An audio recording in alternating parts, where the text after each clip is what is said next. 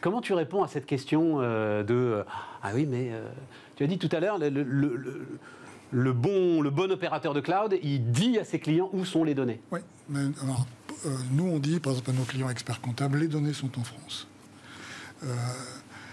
On a des clients dans le retail chez Cegid, hein, tu le sais, ouais. Et on a des points de delivery en accord avec Microsoft dans le monde entier, à San José en Californie, à Singapour, en Chine, en Irlande, et puis aussi en France. Et là, on a besoin d'être dans ces pays-là pour servir les clients dans ces endroits-là. Mais on dit toujours où se trouvent les données. C'est important parce qu'il y a des lois, c'est pas la même chose.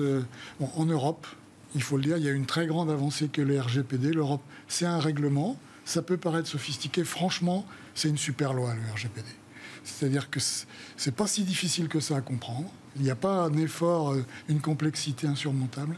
Et ça protège très bien les données des entreprises et des individus. Et donc, c'est plutôt un outil pour avancer qu'un frein ou un empêchement. Tu as vu, il y a juste une petite question rapide sur l'actualité, où tu n'as peut-être pas vu, une rumeur, mais ça fait un petit moment qu'elle tourne, hein, une rumeur que Facebook pourrait tout fermer en Europe, parce que, et en l'occurrence ça dépend de l'Irlande, hein, puisque les serveurs de Facebook sont installés en Irlande, parce que l'Irlande, et donc le droit européen, va leur interdire, alors non seulement d'héberger leurs données aux États-Unis, mais même de les envoyer aux États-Unis, quitte à les rapatrier ensuite.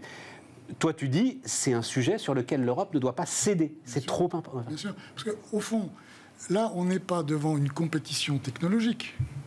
On est devant une compétition juridique. C'est une loi qui s'appelle le Cloud Act. Il y a eu le Patriot Act Bush Junior, après le 11 septembre. Puis il y a eu Obama. Non, pas Obama, Donald Trump, qui fait Cloud Act, qui sont des lois extraterritoriales qui autorisent les États-Unis à venir accéder à des données qui se trouvent en Europe. Il y a quand même des conditions. Hein, on ne peut pas le faire sous... Bon. Et donc c'est une agression concurrentielle juridique. Se battre avec de la technologie face au droit, ça ne marche pas. Il faut que l'Europe, grâce au RGPD, qui est un très bon outil, se défende juridiquement. C'est ça qui, je pense, saison 2, qu'est-ce que tu appelles la saison 2 du cloud? On est allé dans le cloud. On a fait tous les gains métiers dont j'ai dit tout à l'heure, et on est devenu agile parce qu'on a réglé des tas de problèmes. Bon. Mais maintenant, une fois qu'on est dans le cloud, il y a des tas de trucs qu'on va pouvoir faire, qu'on ne pouvait pas faire avant, parce que le cloud a une puissance de calcul élastique.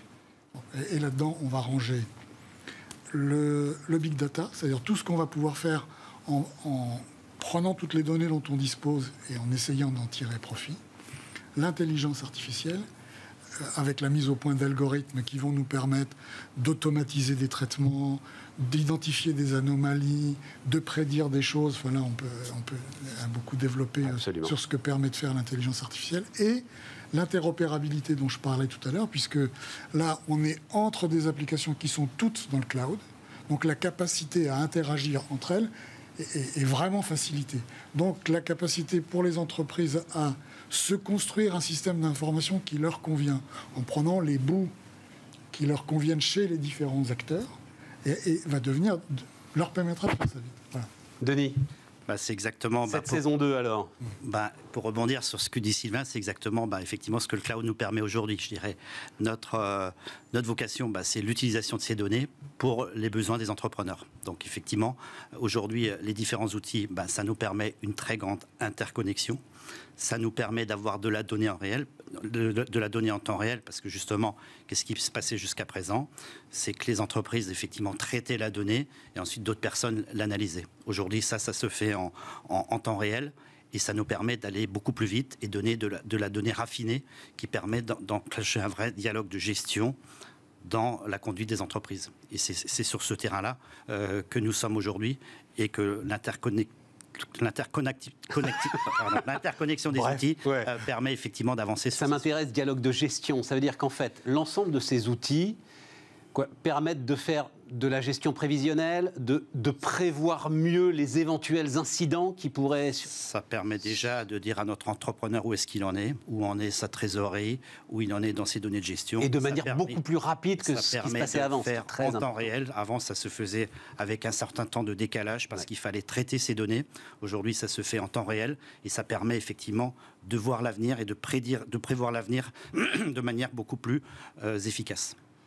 Les données vont circuler beaucoup plus vite. Jusqu'à présent, on était dans une vitesse de transport des données qui était encore, pour beaucoup, celle du papier. Voilà, tu le sais, la facture électronique arrive. Ouais. Et donc, les données, elles vont arriver au fur et à mesure. Les flux seront plus des flux asynchrones, mais les entreprises vont faire leur opération. Les factures vont être le résultat automatique des opérations. Et les factures, elles vont partir vers leurs clients, vers l'administration fiscale, de manière automatique. Et donc, si on n'a pas la capacité à aller à cette vitesse-là, on ne rendra pas le service que nos clients attendent de nous.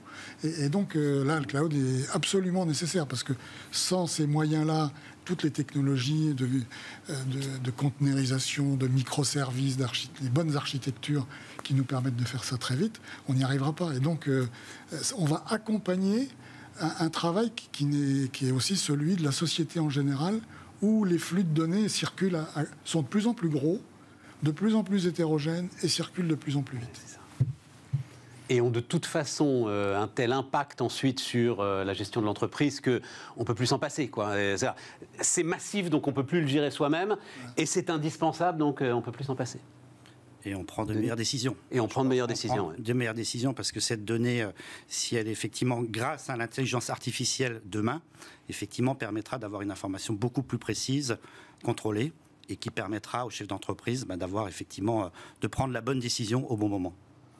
La facture électronique, ça va être le deuxième acte. Tu parlais du premier acte du confinement qui avait commencé à convertir un certain nombre de patrons de PME. Avec la facture électronique, là, il n'y aura plus le choix pour le coup. Ça va être l'accélérateur de tout ça. Je crois qu'effectivement, on est tous en train de se préparer aujourd'hui.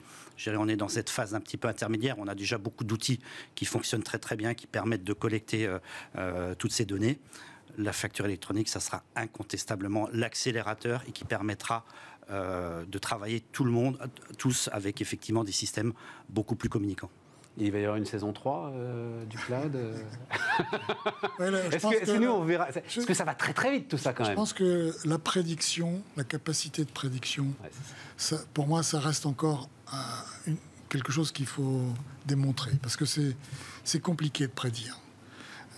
On peut faire Tu y arrives dans l'industrie avec ce qu'ils appellent la maintenance prédictive, etc. Voilà. Là, on sait prévoir des incidents, tout à fait. Des phénomènes très objectifs qui permettent de déduire. Mais il y a des choses, par exemple, dans tout ce qui touche aux ressources humaines, prédire les démissions dans les entreprises, c'est un enjeu. C'est pas si simple que ça à faire parce qu'on touche à des données qui sont objectives, les salaires, l'ancienneté, etc., puis des données subjectives. Les envies des gens, des choix personnels, etc. Et pourtant, les DRH dans les entreprises, c'est quelque chose qu'ils veulent pouvoir maîtriser. Surtout en ce moment, on a beaucoup de mal à recruter. Et donc, si je suis capable de prédire... Nous, on a déjà fait des tests. Mais je sais, tu m'en avais parlé. Donc on sait, c'est un truc de dingue. On peut approcher ça. Mais en même temps, c'est difficile de dire à un DRH... Je vais savoir mieux que toi qui dans ta boîte va démissionner. Il le prend mal. Non, puis t'imagines le biais que tu crées. Donc, le biais dans la relation entre le DRH et le salarié. Voilà. Donc il faut faire attention. Et donc il faut travailler sur la pertinence. C'est-à-dire que il faut qu'on ait que la prédiction soit d'abord une question de pertinence. Si je sors que des... Par exemple, quand je monte dans ma voiture, elle me donne automatiquement, elle me dit le chemin pour aller au bureau. Mais je m'en fous, je sais que je vais au bureau, ça ne m'intéresse pas. Donc il faut que ça soit pertinent, que ça me donne une information que je n'ai pas forcément. Et ensuite, il y a une question de... Il faut que ce soit transparent. C'est-à-dire, il faut me donner le moyen de comprendre pourquoi l'algorithme me recommande telle chose. Parce que si je ne le comprends pas, jamais j'appliquerai cette prédiction. Puisque je n'ai pas compris pourquoi on le faisait. C'est pour ça que ça me semble être une saison 3, parce qu'il y a encore beaucoup de travail sur les données et lever des barrières psychologiques pour avancer. Là, barrière psychologique réelle. Je ne sais pas si j'ai envie de savoir, moi, si des gars ont envie de démissionner ou pas. Non, mais je crois que peut-être pour illustrer ce que tu viens de dire, Sylvain, c'est que effectivement, on appelle ça, nous, le conseil digital humain. Je pense qu'on aura toujours une part d'humain, parce que effectivement, je pense que aussi bonnes que soient-elles les données ou les systèmes, personne n'a prévu la pandémie. Et je crois que si on est effectivement dans nos termes de gestion financière ou de ressources humaines, je pense qu'il faudra effectivement toujours une part d'interprétation et de scénario qui feront partie effectivement de la touche humaine qu'il ne faut pas oublier et qui fait partie également du sujet. Vous ne serez pas remplacé par des robots, Denis. Merci. Merci pour ce message. Dernière partie de notre émission.